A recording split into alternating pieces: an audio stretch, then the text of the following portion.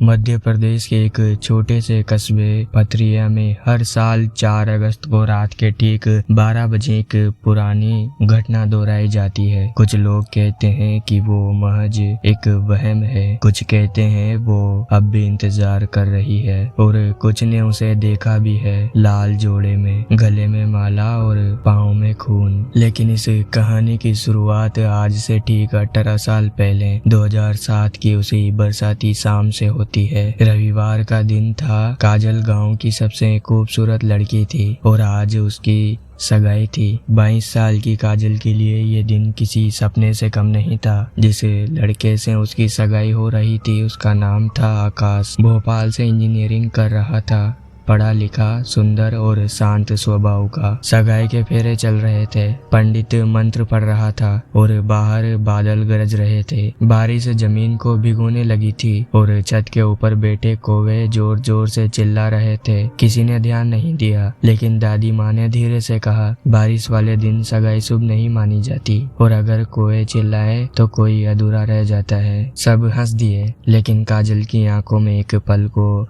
झुरझुरी दौड़ गई। सगाई से 2 दिन पहले काजल और उसकी सहेली नीलम बाजार गई थी। वापसी में उन्हें ट्रेन से आना था। स्टेशन सुनसान था।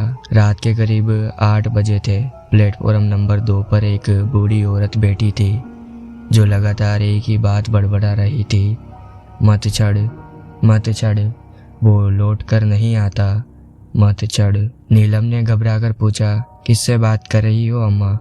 अम्मा बोली, दुल्हन से, हर साल आती है। शादी की रात भाग गई थी, अब उसे कोई घर नहीं देता। नीलम हंस दी। काजल चुप थी। उसे ऐसा लगा जैसे उस बूढ़ी औरत ने उसे ही देखा हो। जब दोनों लड़कियां ट्रेन में बैठी तो कोच लगभग खाली था। अंदर हल्की रोशनी थी, बाहर बारिश। अचानक नीलम बोली, पीछे कोई बैठा है क्या? काजल ने पीछे देखा, कोई नहीं था, लेकिन अगले ही पल उसे एक भारी साड़ी की आवाज सुनाई दी, जैसे कोई पीछे से चलता हुआ आ रहा हो। उन्होंने सीट बदली, लेकिन हर बार लगता जैसे कोई लाल साड़ी में उनके पीछे चल रहा हो। स्टेशन आते ही दोनों झटपट उतर गई। सगाई के बाद शादी की तारीख तय हुई, 4 अगस्त। गाँव में हलचल थी, मिठाइयाँ बन रही थी, घर में सजावट हो रही थी। लेकिन काजल, वो अचानक चुप रहने लगी। माँ पूछती क्या हुआ तो वो मुस्कुरा देती। रात में वो अक्सर सपना देखती, खुद को रेलवे ट्रैक पर लाल जोड़े में खड़ा और सामने से आती तेज ट्रेन। हर बार वो चिल्ला कर उठती, लेकिन फिर सब ठीक हो जाता था।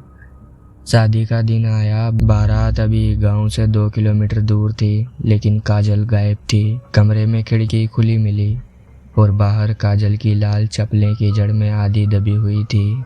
गांव में हड़कंप मच गया। लोगों ने जंगल, तालाब, मंदिर सब छान डाले, लेकिन कोई सुराग नहीं। और फिर रात के लगभग 12:15 बजे उसी रेलवे ट्रैक के पास स्टेशन मास्टर को कुछ दिखाई दिया।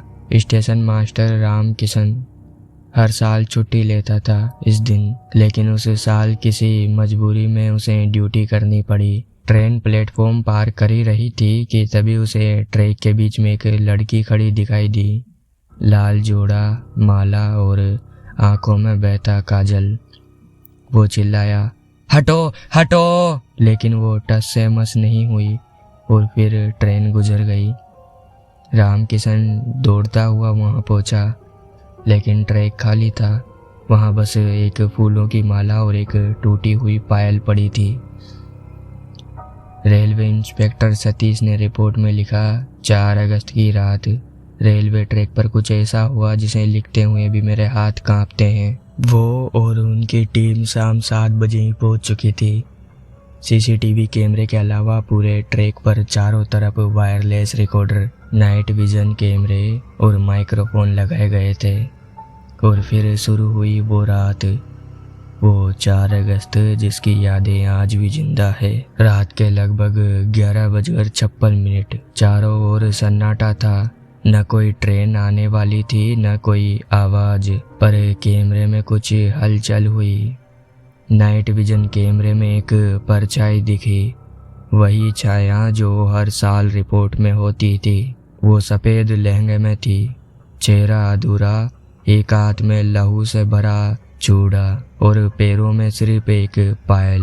पर इस बार कुछ अलग था। रात के फिक्स 12 बजते ही, जैसे ही घड़ी के 4 अगस्त अगले दिन की शुरुआत की, सभी कैमरा एक साथ ब्लर हो गए।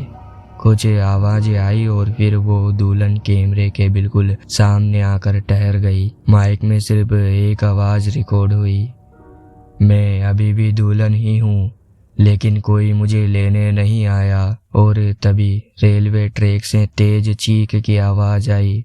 सुरक्षा कर्मी जो उस जगह 50 मीटर दूर थे, उन्होंने देखा कि ट्रैक के बीचों बीच एक महिला बैठी है, सिर नीचा किए हुए और जैसे किसी बारात का इंतजार कर रही हो। सतीश और टीम दौड़कर वहां पहुंचे, लेकिन वहां कुछ भी नहीं था, सिर्फ एक पुराना चूड़ा, एक अध जला घूंघट और एक औरत की उंगलियों की ताजा निशानी रेलवे की पटरियों पर। पुरानी रिकॉर्ड फाइल्स और आरटीआई के तहत निकाले गए डॉक्यूमेंट से पता चला कि 1974 में इसी ट्रैक पर एक लड़की की शादी की ट्रेन छूट गई थी।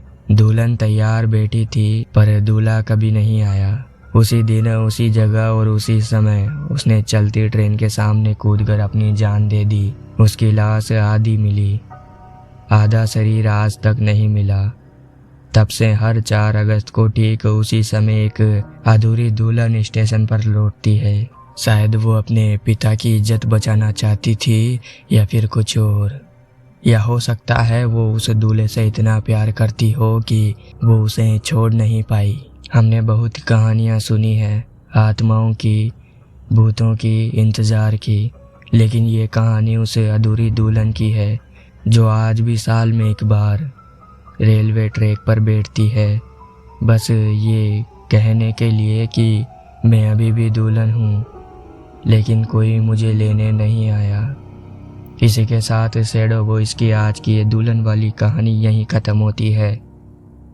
आप मुझे कमेंट में बता सकते हो कहानी कैसी लगी, और अगर आपके पास कोई कहानी है तो मुझे भेज सकते हो। अगली कहानी आप में से किसी सब्सक्राइबर की होगी।